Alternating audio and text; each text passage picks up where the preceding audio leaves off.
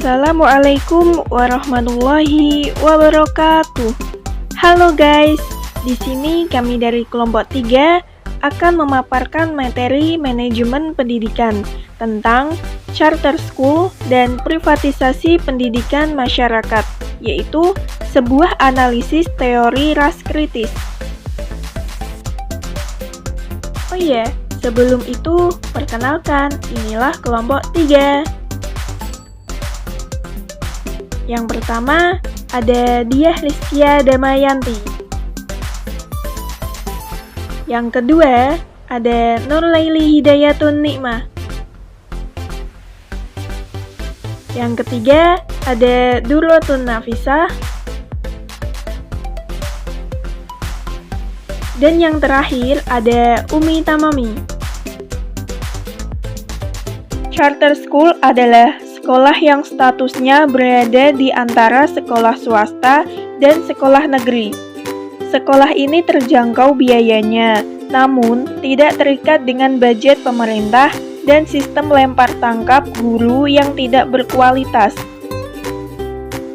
Penerimaan siswa di charter school lebih dari 4 kali lipat selama 1 dekade.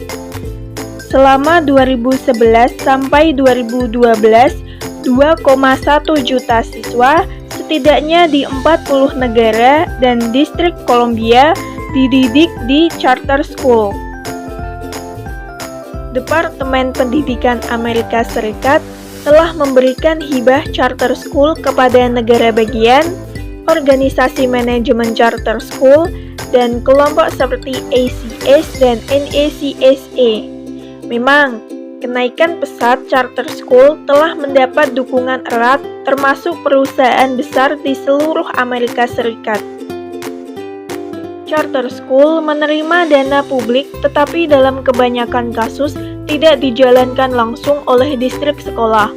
Mereka bebas biaya kuliah dan tidak dapat mendiskriminasi siswa. Sekolah-sekolah ini diberi wewenang oleh negara untuk beroperasi secara independen di bawah pengawasan lembaga yang disetujui negara yang bertanggung jawab atas penyusunan charter school. Chuck Buckley dan Mark Snyder mengidentifikasikan tujuan charter school sebagai berikut. 1. Meningkatkan peluang untuk belajar dan akses pendidikan berkualitas untuk semua siswa. 2. Membuat pilihan untuk orang tua dan siswa dalam sistem sekolah umum. 3. Sistem akuntabilitas untuk hasil dalam pendidikan publik. 4. Mendorong praktik mengajar yang inovatif. 5. Menciptakan peluang profesional baru untuk guru. 6. Mendorong masyarakat dan orang tua terlibat dalam pendidikan publik. 7. Memanfaatkan peningkatan pendidikan publik secara luas. Para pendukung berpendapat bahwa charter school akan secara kolaboratif membebaskan sekolah dari birokrasi, mengeluarkan bentuk-bentuk praktik baru yang menghasilkan peningkatan kinerja akademik. Asal charter school. Menurut Bude, seorang guru, administrator sekolah, dan profesor universitas percaya bahwa mengubah organisasi internal distrik sekolah akan melibatkan perubahan besar dalam peran guru, kepala sekolah, pengawas sekolah, dewan sekolah, orang tua, dan lain-lain di masyarakat. Prinsip utamanya sebagai berikut. 1. Kontrol lokal. 2. Tanggung jawab siswa. 3. Anggaran untuk implementasi program. 4. Kepala sekolah sebagai pemimpin pengajaran. 5. Strategi dan inovasi berbasis penelitian. 6. Integrasi teknologi. 7. Partisipasi aktif masyarakat. Kerangka tujuan Bude untuk charter school didukung oleh Albert Shanker, Presiden Federasi Guru Amerika dari tahun 1974 hingga 1987. Namun, prinsip ini disambut dengan banyak perdebatan antara pendukung dengan pencela. Evolusi Charter School.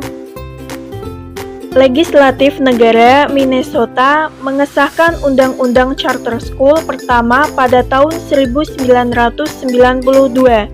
Pada akhir 1990-an, ada lebih dari 1.400 charter school di 32 negara bagian dan distrik Columbia. Tahun 1990-an melihat banyak pertumbuhan yang signifikan dari charter school dikaitkan dengan guru, orang tua, dan organisasi masyarakat. Mengenai kurikulum, charter school sementara memiliki beberapa fleksibilitas dalam pendekatannya masih terikat dengan kurikulum yang disetujui negara. Meskipun charter school memiliki lebih banyak fleksibilitas daripada sekolah umum dalam membangun kurikulum, mereka juga dapat berkontribusi pada ketiadaan sosial dan mobilitas ekonomi.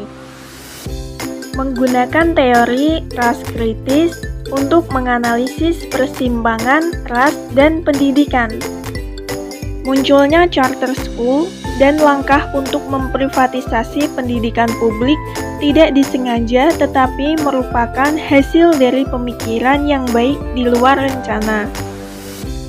Banyak perspektif teoritis dapat digunakan untuk mengeksplorasi bagaimana ras mencabut pengalaman pendidikan anak muda, terutama kaum minoritas, yang meliputi budaya sewenang-wenangnya, modal budaya, dan ketahanan.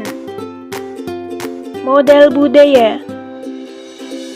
Fenwick English berpendapat bahwa suatu bentuk modal non-ekonomi yang mewakili pengetahuan, disposisi, tata krama, cara pakaian, nilai-nilai, dan deportasi diri politik elit. Sebagai penjelasan mengapa siswa minoritas mungkin tidak mengalami kesuksesan akademis.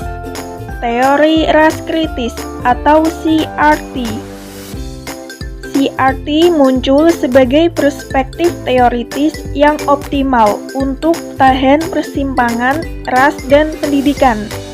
Teori ini muncul pada pertengahan 1970-an oleh Derek Bell dan Alan Freeman. Keduanya tertekan lambatnya reformasi ras di Amerika Serikat. CRT menganggap rasisme sudah mendarah daging dan dianggap hal normal di Amerika Serikat. Donna M. Golnick dan Philip C. Shin menunjukkan bahwa CRT berfokus pada rasisme dalam menantang penindasan ras, ketidakadilan rasial ikatan, dan hak istimewa. Konvergensi minat. Konvergensi minat adalah tema sentral yang dieksplorasi oleh para ahli teori ras kritis. Mereka menegaskan itu dalam kelompok dominan yang membuat konsesi untuk kelompok yang kehilangan haknya. Sebelum dan bahkan sesudah Perang Saudara, menjadi kejahatan bagi orang Afrika Amerika yang berpendidikan. Sebagai bagian dari institusi perbudakan, orang Afrika dan kelompok tertindas lainnya adalah dekultural untuk membuat mereka melihat dunia melalui internet.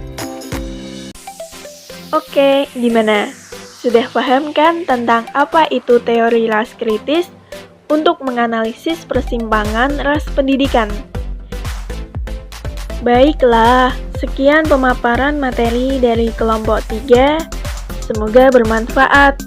Wassalamualaikum warahmatullahi wabarakatuh.